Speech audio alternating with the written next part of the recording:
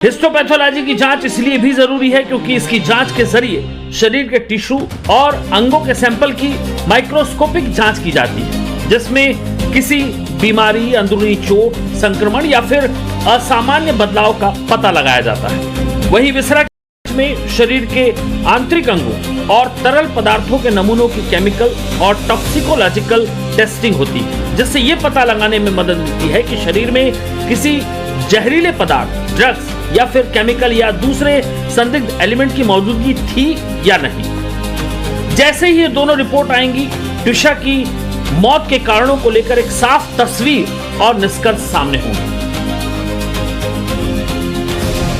पहली postmortem report में ट्विशा के शरीर पर चोटों के निशान थे।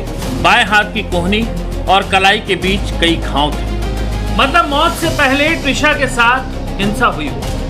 दूसरा, इस मामले में पति समर्थ सिंह और सास गिरवाला ने जिस तरह का हाव भाव और हरकतें की, वो सबसे ज्यादा सवालों में है। 11 दिनों की फरारी के बाद पति समर्थ ने सरेंडर किया। सबसे बड़ा तो सवाल यही था कि आखिर ट्विशा मामले में समर्थ भागा क्यों, अगर वो बेकसूर था तो। सवाल ये भी उठ रहे हैं कि क्या समर्थ को छिपाए रखने में पुलिस ने मदद की, और ये सवाल बेवजह नहीं उठ रहे। आप आज की तस्वीरें देखिए। इस तस्वीर से ही आपको अंदाजा हो जाएगा कि समर्थ सिंह का रसूख क्या है। कुर्सी पर आराम से बैठा है समर्थ सिंह। लग ही नहीं रहा कि उसे गिल्टी है या फिर उस पर कोई दबाव है या वो टेंशन में। कटारा हिल्स पुलिस स्टेशन के अंदर से जैसे ही समर्थ ने देखा कि उसकी तस्वीरें ली जा रही हैं, उसने तुरंत ही पुलिस कर्मियों से दरवाजा बंद करने के लिए कह दिया। समर्थ सिंह 7 दिन के पुलिस रिमांड पर है, उससे पूछताछ चल रही है। इसी दौरान समर्थ को घटना स्थल पर ले जाने की तैयारी भी चल रही थी।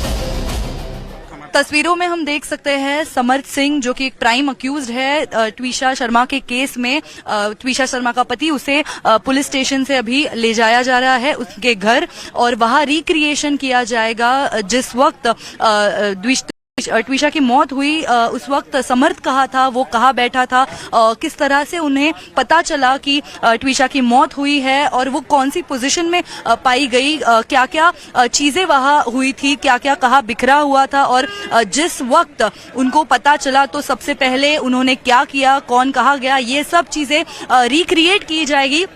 ये इन्वेस्टिगेशन का बहुत अहम हिस्सा है, क्योंकि जिन्होंने इमीडिएटली देखा है, विटनेस किया है सबसे पहले मौत के बाद, उनका स्टेटमेंट मैच करने के लिए बाकी लोगों के साथ भी वो मैच हो रहा है, ये भी बताने के लिए ये रिक्रिएशन बहुत अहम है इस इंटरोगेशन में। और पिछले कई घंटों से, बल्कि 3:30 बजे दोपहर से समर्थ की इंक्वायरी यहाँ चल रही थी इंटरोगेशन के लिए। उसे एक अलग सेपरेट रूम में बिठाया गया था। तस्वीरों में हमने देखा वो कंफर्टेबली लकड़ी की चेयर पे आराम से बैठा हुआ था, और जब भी उसने देखा कि बाहर से कोई वीडियो की कोशिश कर रहा है, तब उसने पुलिस को डायरेक्शंस दी, पुलिस को बताया कि दरवाजा बंद करे, बाहर से वीडियो लिया जा रहा है। लेकिन बताया जा रहा है कि समर्थ पूछताछ में सहयोग नहीं कर रहा, कहानियां बनाने की कोशिश कर रहा है। 12 मई की रात भोपाल के कटारा हिल्स के इस घर में ट्विशा के साथ क्या हुआ, ये सच ट्विशा का पति समर्थ जानता है। इसीलिए आज पुलिस उसे घटना स्थल पर लेकर आई है, ताकि क्राइम सीन को रिक्रिएट किया जा सके और समर्थ ने जो बयान दिए हैं उसे वारदात से मैच कराया जा सके। ट्विशा शर्मा की मौत के बाद आज पहली बार समर्थ सिंह को घर लाया गया है। यहाँ फिलहाल कटारा हिल्स पुलिस स्टेशन की पुलिस उसको रिक्रिएशन के तौर पर यहाँ लेके आई है।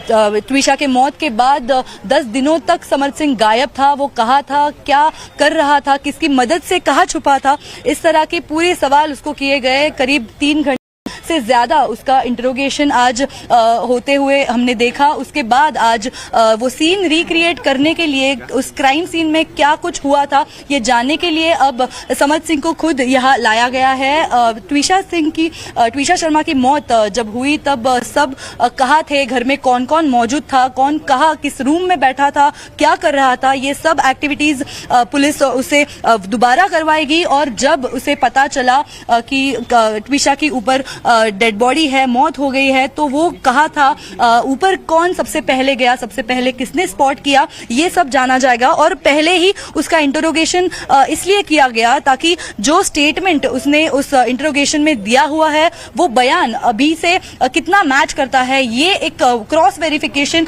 इसमें किया जाता है।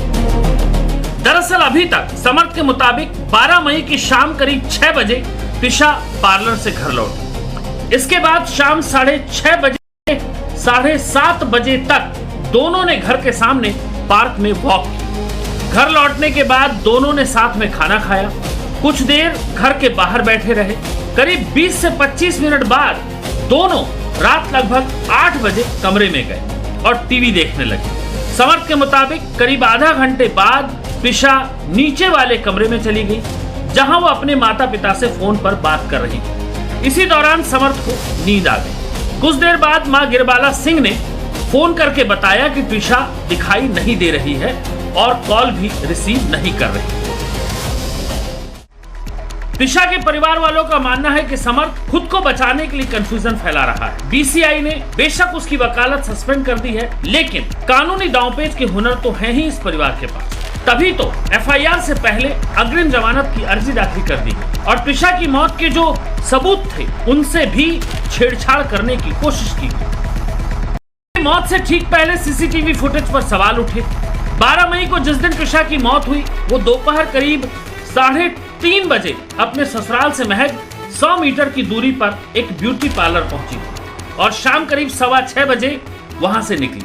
ब्यूटी पार्लर के सीसीटीवी फुटेज में त्रिशा बिल्कुल सामान्य और बिना तनाव के दिख रही थी। पार्लर के स्टाफ ने भी इस बात को स्वीकारा। अब इसमें अगर कोई ट्विस्ट नहीं था, कोई तोड़ मरोड़ नहीं थी, तो फिर अगले दिन 13 मई को सुबह करीब 11:30 बजे गिरबाला सिंह ने ब्यूटी पार्लर की मैनेजर किरण को फोन क्यों किया। गिरबाला ने बार बार ऐसा क्यों पूछा कि त्रिशा पार्लर आई थी, कब आई है, कितने बजे आई थी और कितने पैसे दिए।